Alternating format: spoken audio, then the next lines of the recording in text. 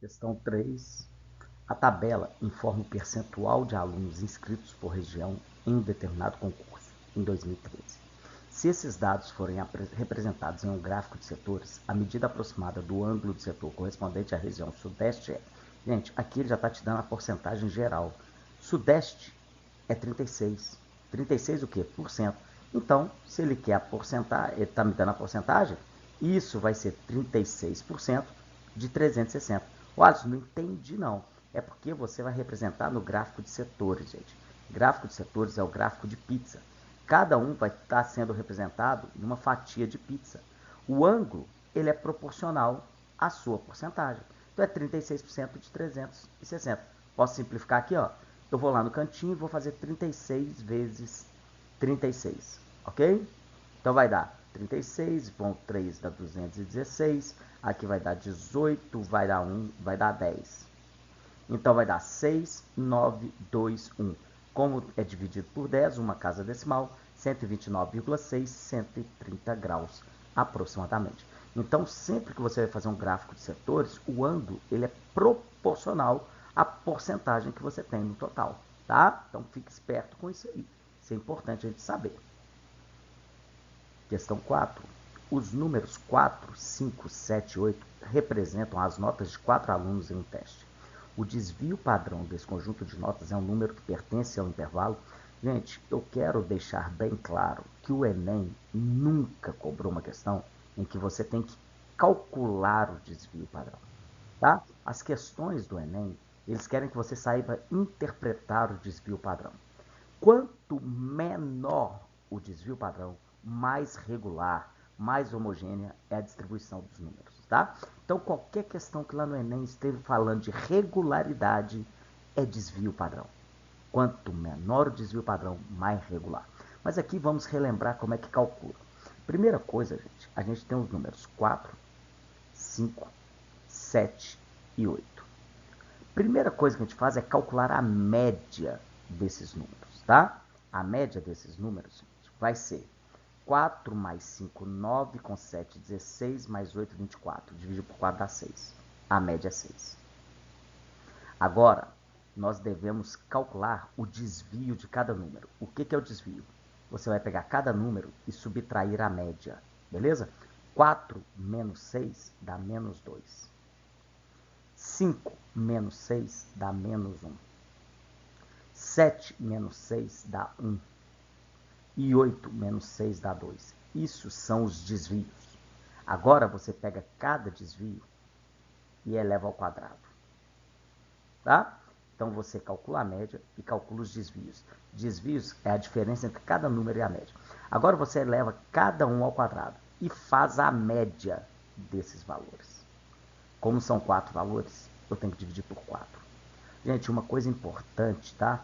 Suponha que você tivesse um outro número 4 no conjunto. Então, o número 4 estaria repetido 2 vezes. Você não pode esquecer que o desvio do primeiro 4 é menos 2, do segundo 4 também menos 2. Então, você teria que colocar o menos 2 duas vezes, tá? E dividido por 5, porque são 5 números, tá? Então, é só ter esse cuidado. Então, olha lá. Menos 2 ao quadrado dá 4. 1 ao quadrado dá 1. Então, vai dar 5. Mais 1 ao quadrado vai dar 6. Mais 4 vai dar 10. Então, aqui deu 10 sobre 4. Que conta é essa que eu fiz? Eu calculei a média aritmética dos quadrados dos desvios. Isso daqui tem um nome. O nome disso é variância. Tá? Então, essa conta é a variância. Quem é o desvio padrão? Desvio padrão é a raiz quadrada da variância. Beleza? Então, é a raiz quadrada da variância. Presta atenção, a variância deu 10 sobre 4, que eu posso falar que é 5 sobre 2, que eu posso falar que é 2,5. Então, o desvio padrão é a raiz quadrada de 2,5. Gente, se eu olhar para as alternativas estão em termos de intervalo. O que é a raiz quadrada de 2,5? Concorda comigo que a raiz de 1 é 1? Raiz 4 não é 2? Então, como aqui dentro é 2,5, é um número entre 1 e 2. Então, a resposta é letra B. Ok?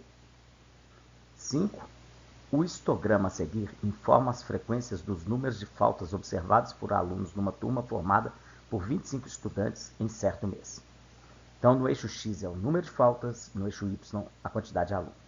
Com base nas informações do histograma, conclui-se, por exemplo, que 8 alunos faltaram 2 vezes no período. A mediana do número de faltas observadas é... Gente, primeira coisa que eu já quero chamar a atenção. Eu quero a mediana. Presta atenção. Os números de faltas são 0, 1, 2, 3, 4 e 5. Uma coisa que eu sempre gosto de chamar a atenção é, sempre que eu leio a questão, eu termino a questão depois que eu olho as alternativas, tá? Quando eu falo isso, é que eu li a questão e já olhei para as alternativas. Por exemplo, gente, tem aí 3 valores que eu já posso eliminar de cara. É 2,25, é 1,88 e 1,68. Ô Alisson, por que você já eliminou esses números? Gente, presta atenção. A mediana, tá? Ela, só existem 2 possibilidades para a mediana. Ou a mediana é um próprio número do conjunto, ou a mediana é a média entre 2 números consecutivos do conjunto. Só existem essas 2 possibilidades para a mediana. Ou ela é um número do conjunto, ou ela é uma média entre 2 números consecutivos. Ó, a média entre 0 e 1 é meio. A média entre 1 e 2 é 1,5. Entre 2 e 3 é 2,5. Entre 3 e 4 é 3,5. Entre 4 e 5 é 4,5. Então não tem nem isso daí. Então essa resposta só pode ser ou 2 ou 1,5. Agora vamos lá. Ele já me falou que são 25 alunos. Gente, mediana, eu sempre gosto de olhar primeiro a posição da mediana. O que é a posição da mediana? Você pega a quantidade de termos, soma 1 e divide por 2. Tá? Isso daqui, 26 por 2 dá 13. Significa que a posição